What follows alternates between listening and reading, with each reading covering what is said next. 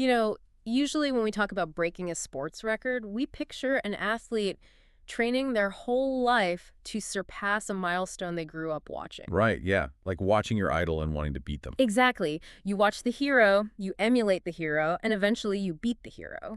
There is this continuous, visible lineage of inspiration. It's a passing of the torch. It is. But then, I mean, you look at what just happened at the 2026 Chinese Grand Prix, and suddenly that timeline is just completely shattered. Absolutely shattered. I mean, the last time an Italian driver won a Formula One race, it was Giancarlo Fisichella back in 2006. If you were sitting on your couch watching that race, the kid who just won the Chinese Grand Prix, KIMI Antonelli, he wasn't watching with you. No, he definitely was not. He wasn't even in diapers. He was still about 6 months away from entering the world. And that chronological gap right there, I mean, that tells you everything you need to know about the tectonic shift we're currently witnessing in this sport. It is a complete generational reset. Which is exactly why we are here today. Welcome to DRS Zone, everyone. And just a quick note for you guys listening, this segment is part of our news coverage of recent F1 events. Yeah, we are getting right into it. We really are. We're doing a full deep dive today. We've pulled together a massive stack of post-race telemetry, team radio transcripts, and technical debriefs from the absolute fallout of the Chinese Grand Prix. Because there is so much to unpack. There really is. Our mission here is to cut through the PR spin and figure out exactly how these radical 2026 regulations have managed to turn rookies into kings and just absolutely destroy the old guard. Yeah, the old guard is struggling hard. We're going to look at the mechanics of this new era, why certain historically dominant teams are quite literally failing to start their engines, and what this means for the future of racing. Because you have to realize, the 2026 regulations haven't just tweaked the rule book. They have fundamentally rewritten the physics of how these cars operate. It's a totally new formula for both the engine and the aerodynamics. And it is exposing every single weakness on the grid right now. Well, let's start at the very front of the grid, because Mercedes seems to have cracked the code. Oh, they definitely have. The Silver Dawn is what people are already calling it. Kimi Antonelli secures pole position and drives just an incredibly flawless race to victory. It was a masterclass. It was. Naturally, all of Italy is practically throwing a national holiday, whispering that he's the chosen one to break their 73-year world championship drought. Right, dating back to Alberto Ascari. Exactly. But, okay, let's unpack this. I was looking at the qualifying telemetry, and I have to ask you, did Antonelli just get incredibly lucky? Well, Because George Russell's car practically died in Q3. They had to drag it back to the pits, reboot the systems, and he only had about 2 minutes to execute his flying lap. it's a great question. And, I mean, you have to look at the underlying pace to find the truth there. Yes, Russell suffered a catastrophic software glitch in qualifying. Which is a nightmare. A total nightmare. Having to reset the entire hybrid system and rush out for one flying lap in these new hyper-complex cars is terrifying. Seriously. And yet, despite all of that chaos, Russell was only 0.2 of a second behind Antonelli. Wow, just 0.2. Right. So Russell's raw data suggests he is still the definitive title favorite within that team. But, taking nothing away from Antonelli, what we saw in the race was a level of adaptability that you rarely see in a rookie. He was ice cold.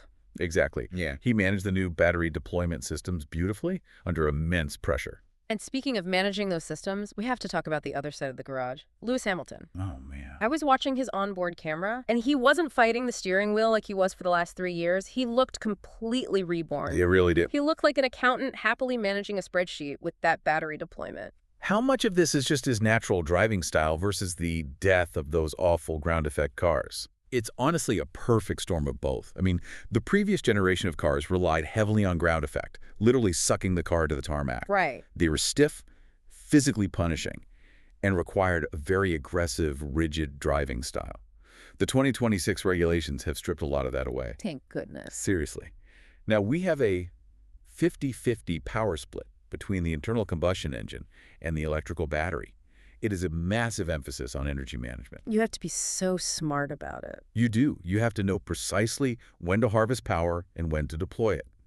What Hamilton is proving is that a veteran's intellect, His ability to outthink the grid and manage resources dynamically can absolutely dominate in this new formula. He is playing high-speed chess out there. And speaking of clever engineering, I noticed Ferrari is lurking right behind them, and they are launching off the starting line like absolute rockets. Oh, their starts are insane. Insane. I was reading through the technical breakdowns, and they opted for a much smaller turbocharger this year. Why does making the turbo smaller give them such a massive advantage off the line? This gets right to the heart of the 2026 engine rules. The FIA banned the MGUH, the motor generator unit heat. Right, the exhaust harvester. Exactly. In the old cars, that unit captured exhaust gases to keep the turbo spooling, which completely eliminated turbo lag. So it was always ready to go. Yep. Without it, the teams have to rely purely on mechanical exhaust flow to spin the turbo. Ferrari realized that if you use a massive turbo for top speed, it's going to take forever to spool up out of low-speed corners or off the starting line. Because it's too heavy? Precisely. So they built a physically smaller turbo. Less mass means less rotational inertia. It spins up almost instantly. That is so smart. They are sacrificing a tiny bit of top-end speed on the massive straights to guarantee they get out of the corners faster than anyone else. That is brilliant. It's pure physics applied to race strategy. So Mercedes and Ferrari have figured out how to integrate these new systems. But if we look further down the pit lane, we have to talk about the absolute collapse of the Titans. Brutal to watch. It's shocking. McLaren and Red Bull had a weekend that was historically bad. I'm talking about a double did not start for McLaren. Unbelievable. Lando Norris couldn't even reach the grid, and Oscar Piastri was wheeled back into the garage before the lights even went out. You have to go all the way back to the 2005 Michelin tire fiasco at Indianapolis to find a disaster like this. It was the ultimate nightmare scenario. Yeah. I mean, you spend millions of dollars to travel halfway across the world, and your cars are fundamentally incapable of participating in the event. To me, looking at how the new Aero package just completely refused to work with their power unit, it feels like they are trying to run the latest iOS on a first-generation iPhone. That is a perfect analogy. The hardware is simply rejecting the software. The systems aren't talking to each other at all. That is an incredibly accurate way to describe the McLaren situation. Yeah. Look, McLaren is a customer team, right?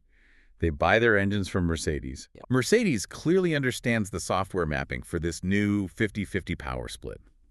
But McLaren has to take that engine and integrate it into their own bespoke chassis with the new active aerodynamics. Which is incredibly complicated. Exactly. If the electrical power delivery surges at the exact moment the active rear wing stalls, the car's computer basically panics and shuts down to prevent a catastrophic failure. Wow.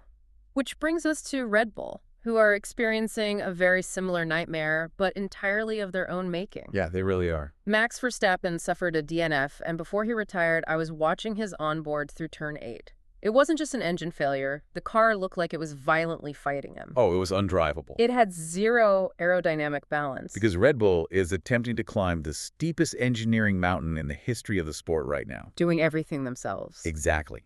They're building a brand new powertrain infrastructure entirely in-house for the first time, while simultaneously trying to master the new active aero rules. And that's just too much at once. It is. When you remove the MGUH, you have to compensate by pulling massive amounts of energy through the MGUK, which harvests energy from the rear brakes. Okay, right. If your custom engine software misjudges that harvesting by even a fraction of a percent, the rear brakes lock up, the aero balance shifts forward, and the car just completely loses it. They're essentially fighting their own creation at every corner. And the pressure is clearly getting to the humans involved, too. Without a doubt. We saw Red Bull junior driver Isaac Hadjar spin out early and then angrily refuse a post-race handshake from Antonelli over a completely separate sprint race incident. Tensions are boiling over. When the million-dollar machinery breaks down, the team culture starts to fracture right alongside it. It's a pressure kicker. Right. When a driver knows the car underneath them is mathematically incapable of winning, that frustration manifests very quickly. Oh, absolutely. But if you think a did not start is the worst thing that can happen to an F1 driver, wait until you hear what the guys at the back of the pack had to physically endure. Yeah, this is where it gets scary. We need to talk about the engineering nightmares over at Aston Martin and Williams. Fernando Alonso had to retire his Aston Martin on lap 33. And the reason why is actually terrifying. It really is. The car was vibrating so violently that his hands went completely numb. The onboard cameras literally showed him taking his hands off the steering wheel on the long straights just to get the blood flowing back into his fingers. It's a massive safety issue. Yeah. And it points to a catastrophic integration failure between the Aston Martin chassis and their new Honda engine. It's a phenomenon called harmonic resonance. Okay, break that down for us, because we hear vibration and think of like a loose bolt, but this is something much deeper, right? Right, it's not a loose part. The internal combustion engine creates one frequency of vibration, and the massive new electrical MGUK harvesting system creates a completely different frequency. Okay, so you have two different vibrations happening at once. Exactly. And if the chassis and the engine mounts aren't designed perfectly to dampen both of those frequencies, they clash. They amplify each other through the carbon fiber tub directly into the steering column. Oh my God. Alonso was essentially holding onto a jackhammer for an hour. That is insane. And to make matters worse, that Honda engine is reportedly lacking a massive 70 horsepower. 70? Yeah. It isn't harvesting enough kinetic energy under braking, leaving the combustion engine completely exposed and underpowered on the straights. It's brutal. I mean, Sergio Perez blew past Alonso at such a ridiculous speed that Alonso just took one numb hand off the wheel and gave him a little wave goodbye. I saw that. It was darkly comedic. But look, I have to push back on this narrative of total failure at the bottom of the grid, specifically regarding Williams. Okay, let's hear it. I watched Carlos Sainz drag that Williams to 9th place and score 2 points. I saw him pass 2 Alpines on genuine pace down the main straight. If the Williams chassis is as fundamentally broken and overweight as everyone says, how on earth is he putting points on the board? I love that you brought up the Alpines, because if you look at the context of that pass, I mean, Sainz's points are a total illusion. Really? An illusion? Completely. First, we had an absurdly high attrition rate in this race. 7 cars did not finish or did not start. Okay, yeah, a third of the grid evaporated. Exactly. Second, the Alpines he passed were on 30-lap-old hard tires, while Sainz had freshly pitted under a safety car. Ah, okay. The tire delta. Yes. The telemetry shows that Williams is massively overweight, and in Formula One, weight is the absolute enemy of speed. Because of the battery packs, right. I know F1 fans understand that a heavier car is a slower car, but why are these 2026 cars suddenly struggling so much to hit the weight limit? It's all about energy density. The 2026 regulations demand an electrical system capable of outputting 350 kilowatts. Which is huge. It is. That requires a massive, incredibly dense lithium battery block. If your engineering team can't package that battery tightly and low into the floor of the car, you raise the entire center of gravity. And that messes up everything else. It destroys your suspension geometry. It ruins your tire wear. If a car is 10 kilograms overweight, that automatically equates to losing 0.3 of a second per lap. Every single lap, just hauling that mass out of the corners. Wow. Sainz drove a heroic race, but that Williams is essentially a tank compared to the Mercedes. And it's telling that Aston Martin's technical lead, Adrian Newey, didn't even travel to China. He stayed back at the factory in England to desperately run CFD simulations and try to fix the chassis, which highlights a massive crisis mode. Oh, absolutely. They are panicking. But while the veterans are literally vibrating to pieces or failing to start, you look at the midfield and it's practically a daycare center out there. And I mean that as a massive compliment. They're doing incredibly well. The rookies ruthlessly capitalized on this vacuum. This is where the weekend actually delivered on the promise of the 2026 regulations. Yeah. The young drivers are thriving. Ollie Bierman drove a flawless race to finish 5th, consistently outperforming veterans and acting as an absolute team leader. And Franco Colapinto. Oh, what a drive from him. He scored a brilliant point despite being totally torpedoed by Esteban Ocon. Ocon made a rash, impatient move coming out of the pits and sent Colapinto spinning. Yeah, that was a messy move. But Colapinto didn't panic. He protected his tires, defended beautifully later in the race, and secured that point.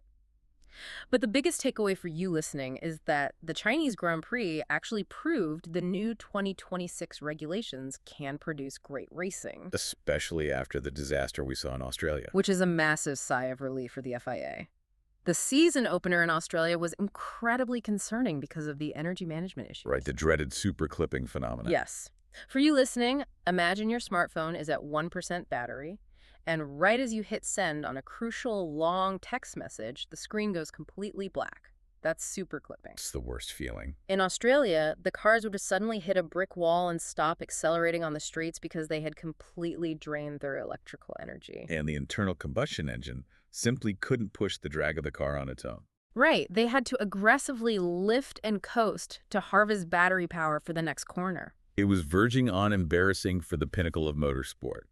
Drivers were arriving at the braking zones practically at a walking pace. It was painful to watch. But China was fundamentally different, and it all comes down to the physics of the track layout. Because Shanghai has a different flow. Exactly.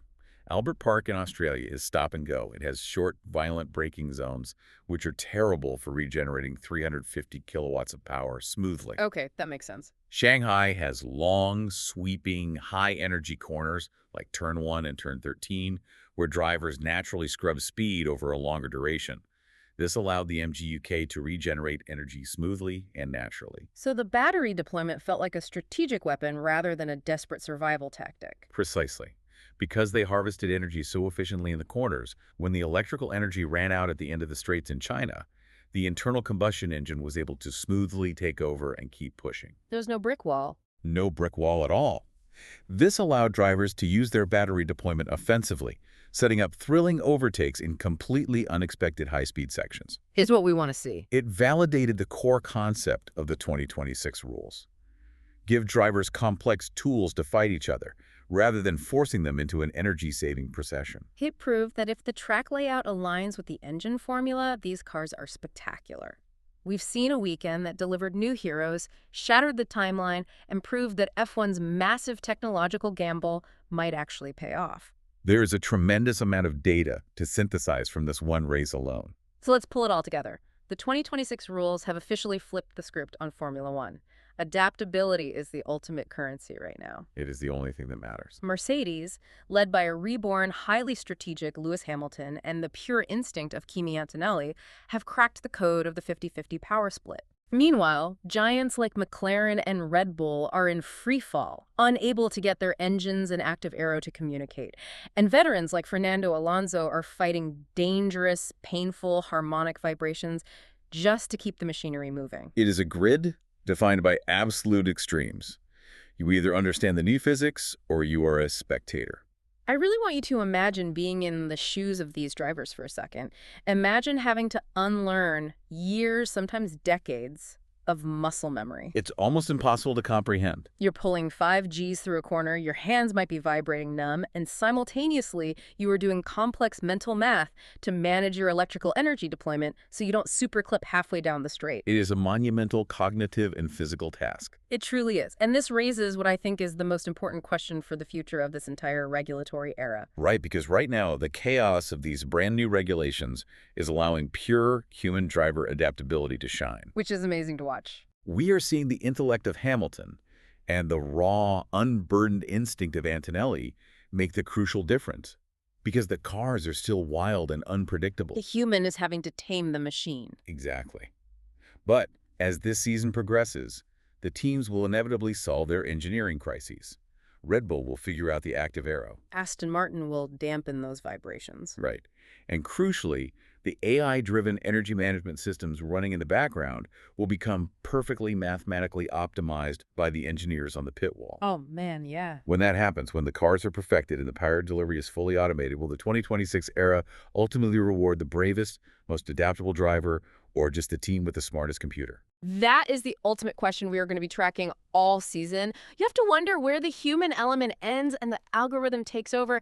Make sure you mull that over before the next race weekend. And hey, if you love this deep dive and want to keep living every corner at full intensity with us, make sure you follow DRS Zone on TikTok, Instagram, and YouTube. We are going to be breaking down every single twist of this insane 2026 season. We'll catch you on the next deep dive.